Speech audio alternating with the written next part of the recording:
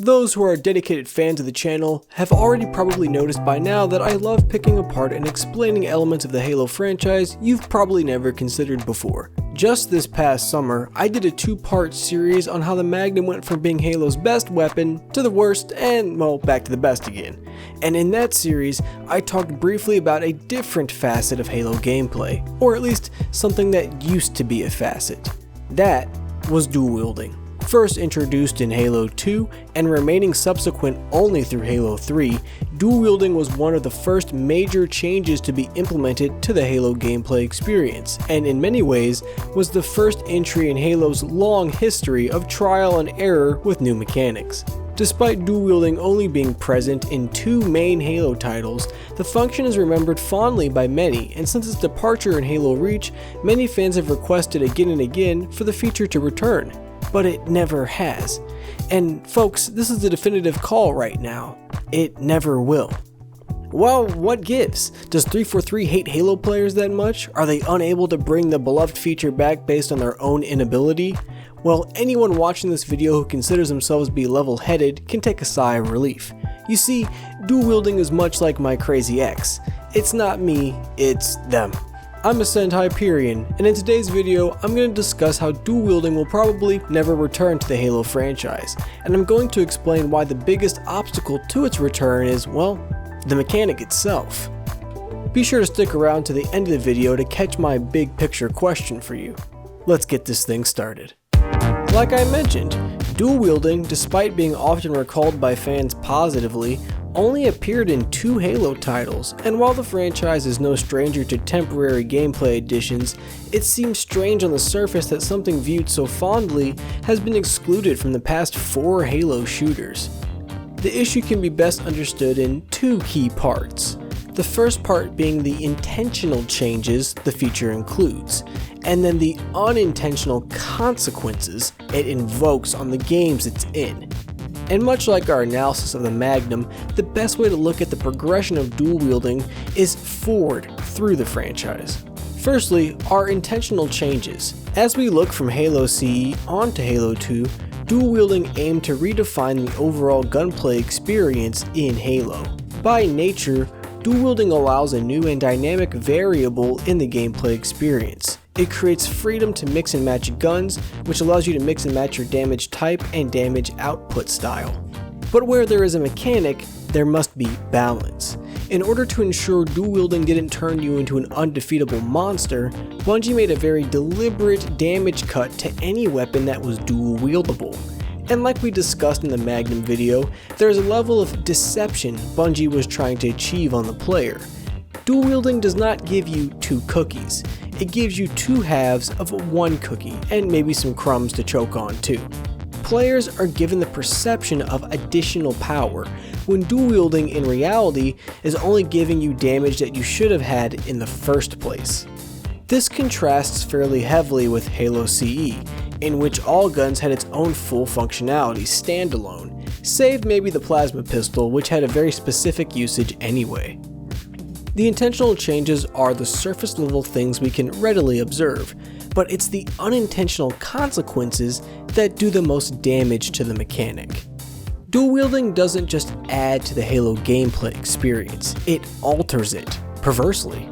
And if you don't want to believe just me, maybe you'll listen to Adrian Perez, who was a software design engineer at Bungie.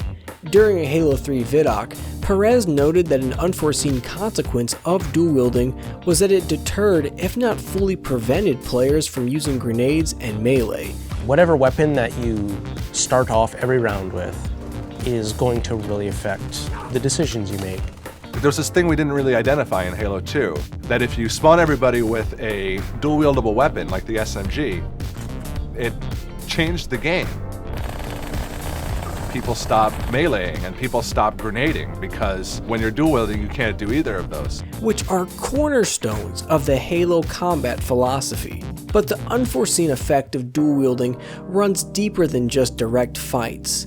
Dual wielding completely changed the face and status of the automatic weapon class in Halo. In Halo 2, all present automatic weapons were dual wield friendly, and subsequently did not exist as viable options for combat alone. This trend was eased a little bit in Halo 3 with the return of the AR and the movement of the Needler to being single wield, but the other 3 autos in the dual wield class continue to be inadequate for solo usage.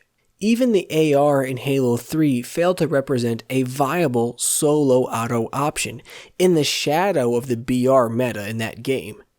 There was a ripple effect that displaced the automatic weapon class so thoroughly that even into Halo Reach, the remaining array of legacy auto weapons struggled still to be accepted as valid solo options, in light of yet again another strong meta. If you're having a hard time wrapping your head around all this, try to see it like this. Dual wielding doesn't just add onto the Halo experience. It demands a set of direct accommodations and then creates a set of indirect blowbacks. In order to have dual wielding, you need to make sure any dual wieldable weapon is not viable for true single wield fights in the meta. In order to do that, you must greatly tone down the base damage that weapon does. When you do that, you create a set of weapons in your sandbox that fail to meet, challenge, or break the meta, and in every Halo game, there's a precision weapon meta that is not arguable.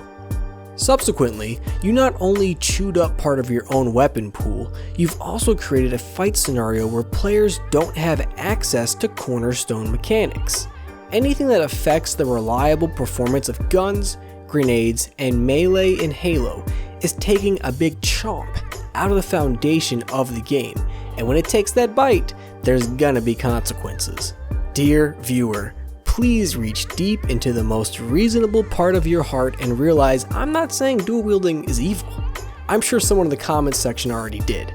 What I'm asserting is that dual wielding is just another in a long line of temporary mechanics from the Halo franchise that found itself twisting and bending the core of Halo's gameplay experience, and not by design, but by consequence. When Bungie removed the feature in Halo Reach, man, even in Halo 3 ODST, they knew it was to restore the core to its former shape, and to subsequently allow some new type of bending and twisting in other ways. Dual wielding was its own worst enemy, and because of that, it's fair to say its reign in Halo will probably rest in Halo 2 and Halo 3, but no further. So here's the big picture question for you, dear viewer. If you had to try to fix dual wielding as it is, how would you do it? Do you think you have an idea that 2 different major studios didn't? I want to hear it. That's going to do it for this video. Be sure to like and subscribe and share with a friend. Leave your general comments below, and until next time, I'll catch you guys later.